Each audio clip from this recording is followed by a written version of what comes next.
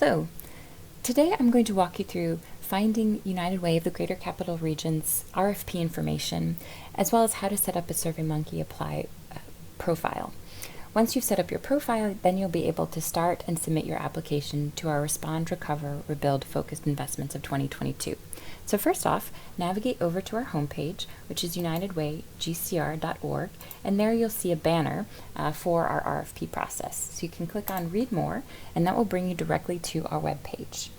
I would recommend that you bookmark this webpage because throughout the month we will be updating it and posting additional resources and links to help you through your RFP application process.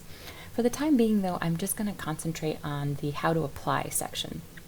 So under this section, there is general information about eligibility and areas for which we provide funding. And we also have listed our important dates. So for example, our applications close on October 31st. We are only accepting applications online, and we are only accepting applications through the SurveyMonkey Apply platform. If you aren't familiar with this platform, that's not a problem. I'm happy to walk you through that.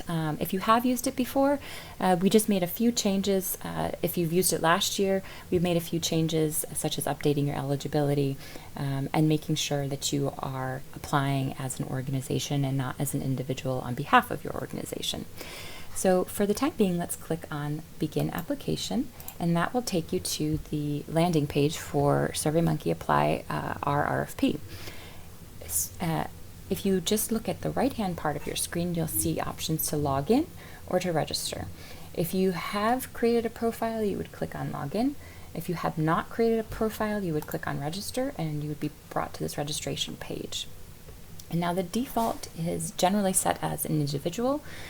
So I would just ask that you please select Register as an organization. You would put your name in and the email that you would like to use for this application process. And in the later screen, it will ask you to provide information about your organization.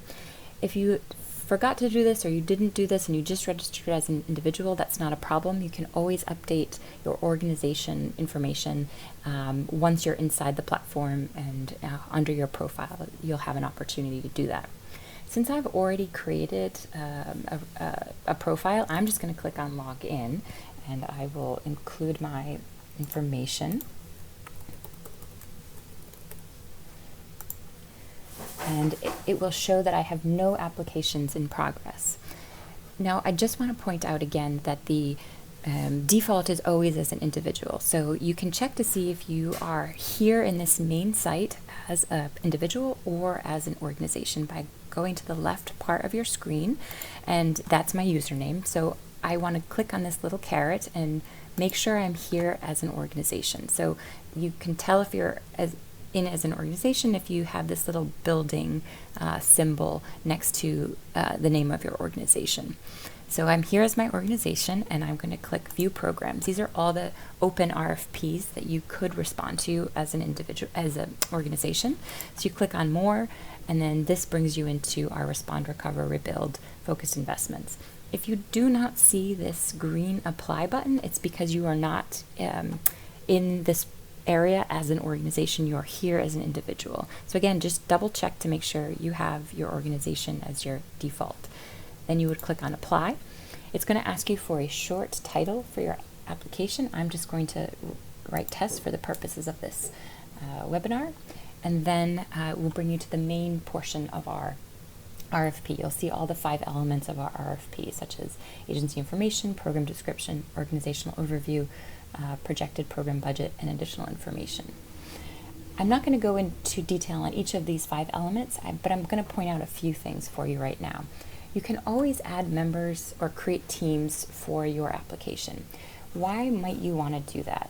Well, perhaps you've got a few people within your organization that are going to be contributing to this RFP, whether in the budget section or the program section or the organizational overview section.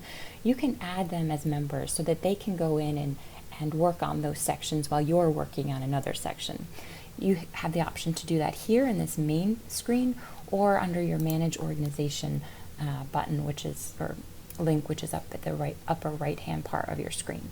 And once you click on that, you'll see that you can add members here, and you can just click by adding members, their name, their email, and what role you want to assign them.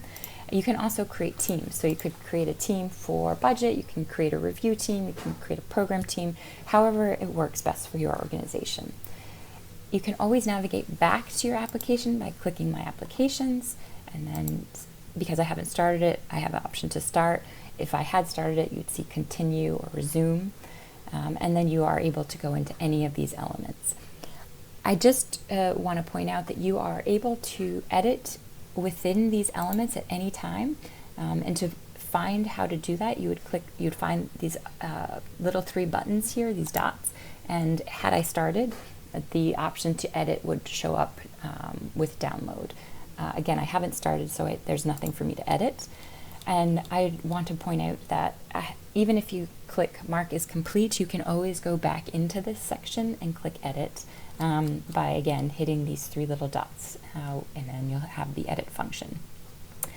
I want to stress, though, that if you click Submit, which is over here, you are not able to go back in and edit. So please review your application, edit it as many times as you like, but as soon as you hit Submit, you are no longer able to go back into your application. So just make sure before you hit Submit that you are happy with everything you've included, you haven't forgotten to include anything, again, because you won't be able to edit anything once you click Submit. If you have questions or you're unsure about the functionality of the SurveyMonkey Apply platform, please feel free to reach out to us at Community Impact at any time. You can come to our open office hours, and we'll be posting those links on our webpage in the coming days. You can always reach out to us via email or give us a phone call. We're happy to help you. Again, thank you all for joining today, and we're really looking forward to reading your applications.